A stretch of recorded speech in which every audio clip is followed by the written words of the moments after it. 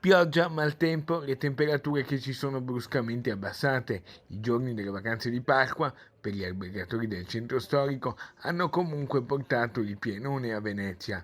Si è sfiorato il tutto esaurito che in condizioni meteo migliori sarebbe stato assicurato.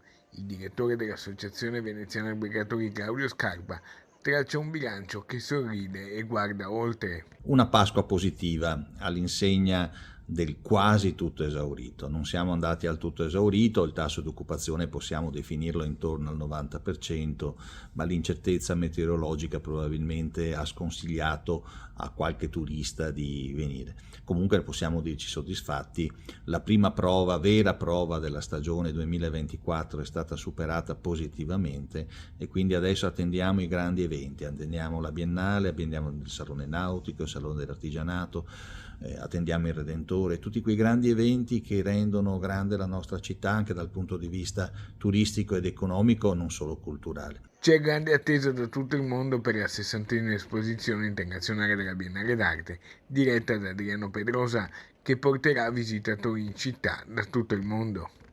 La Biennale soprattutto sarà una grande iniziativa, quest'anno inizia ad aprile, a metà aprile e già gli alberghi sono pressoché tutti esauriti per quel periodo e quindi attendiamo con grande speranza l'arrivo di questa grande manifestazione sapendo che segnerà poi per i mesi successivi un dato assolutamente positivo.